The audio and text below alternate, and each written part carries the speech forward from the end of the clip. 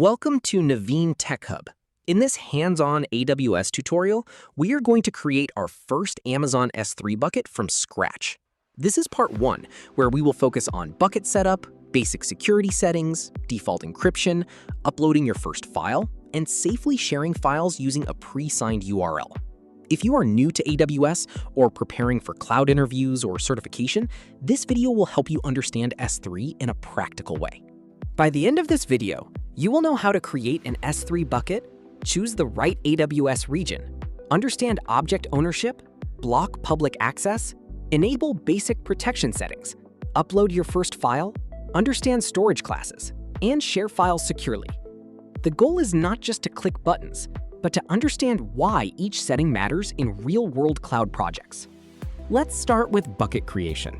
First, choose an AWS region. A region is the physical location where your bucket will be created.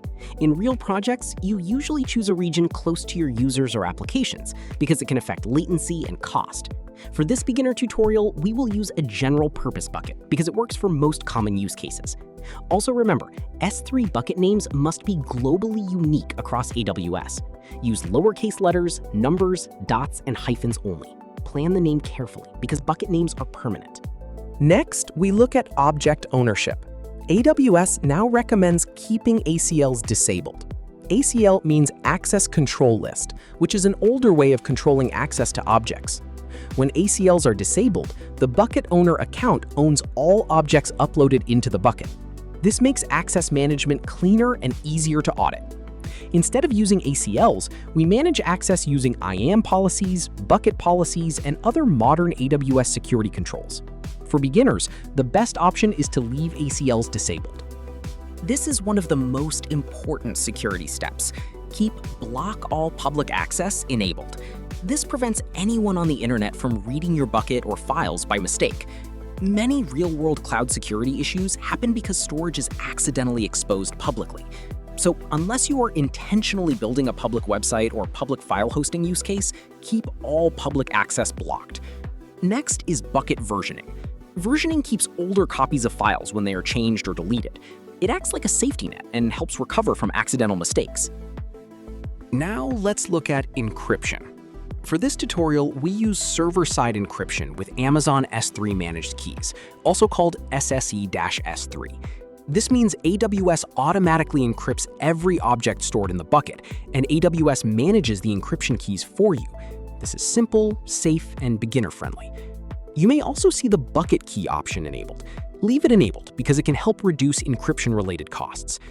Once the bucket name, region, security, versioning, and encryption settings look correct, click Create Bucket. After creating the bucket, open it and click Upload. Here, you can add a file or an entire folder. The destination panel shows what settings the new object will inherit from the bucket. For example, encryption is already set to SSE-S3, so the uploaded file will be protected automatically. If versioning is disabled, AWS may show a reminder. This is a good checkpoint to decide whether you want recovery protection before uploading important files. Each object uploaded to S3 has a storage class. The default storage class is S3 Standard, which is designed for frequently accessed data. This is a good default when you are learning or when you do not know the access pattern yet. Later, for production systems, you can use cheaper storage classes for rarely accessed data. For example, logs, backups, archives, or old reports may not need the same storage tier as active application files. Now check the Objects tab. A new bucket starts empty, so before uploading, you will see no objects. After uploading a file, refresh the list and confirm that your file appears. The Objects tab shows file name, size, type, and storage class. This is where you verify that your upload was successful. In real projects, this tab helps you quickly inspect what is stored inside your bucket. Now, let's talk about safe file sharing. Instead of making the bucket public, select an object, go to Actions, and choose Share with a pre-signed URL. A pre-signed URL is a temporary link that gives limited time access to a private object. This is very useful when you want to share one file with someone without opening the entire bucket to the public. In production, pre-signed URLs are commonly used for secure downloads, temporary uploads, reports, documents, and private media access. Pay close attention to any red warning related to public access or object ACLs. If you see everyone public access with read permission, that means anyone on the internet may be able to open the file directly. Unless this is your intentional design, remove that access immediately. For beginners, the safest rule is simple. Keep buckets private, block public access, and use presigned URLs when temporary sharing is needed. Now we move into a bonus section. We will quickly review important production-style controls, version management, encryption verification, and audit logging using AWS CloudTrail. These topics are very useful for interviews and real cloud projects because they show how S3 can be managed safely at scale. To check versioning, go to the Bucket Properties tab.